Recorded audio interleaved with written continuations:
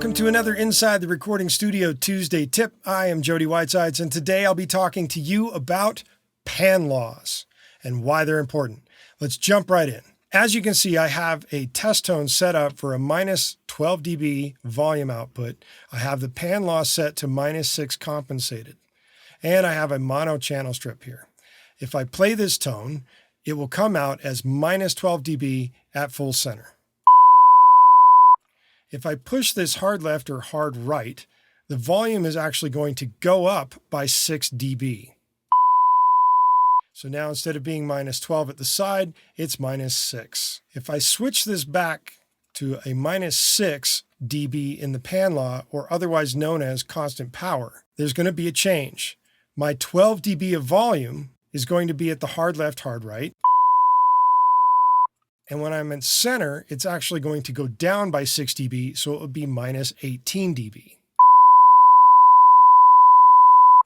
The other pan laws, such as minus 4.5 compensated, minus 4.5 constant power, minus 3 compensated, minus 3 constant power, operate exactly the same way. They just plus or minus by the amount that they are listed as, whether it's minus 4.5 or minus 3.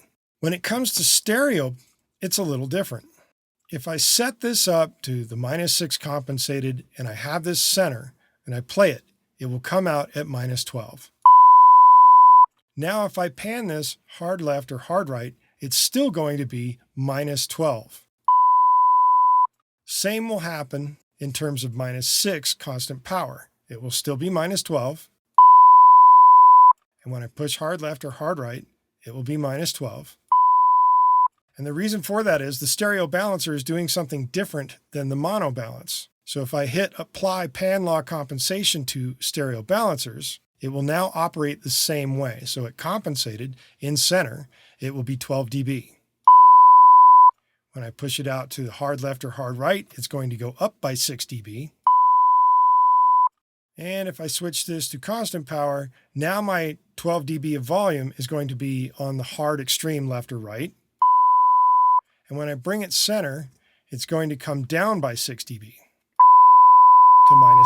to minus 18. That works exactly the same way at minus 4.5 and minus 3. When you are switching from one DAW to another, say from Studio One to Logic, or from Cubase to Luna, you have to know the pan law settings of whatever the previous person did. Otherwise, your mix might come out sounding discombobulated or completely out of whack from what you're used to hearing. Say if in Studio One it is set to a minus 3 and you go to Logic and it's set to minus 6, you're going to have a pretty substantial difference in your pannings. Same thing between Cubase and Luna. Why would we choose a particular pan law?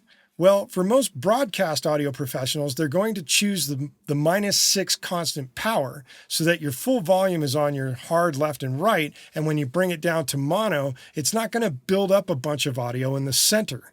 Thus, when you take a mix and you break it down to mono and it's at a minus 6 constant power, you're going to get a consistent mix in mono that you also have in stereo. That's why you need to know pan law. We'll see you next time.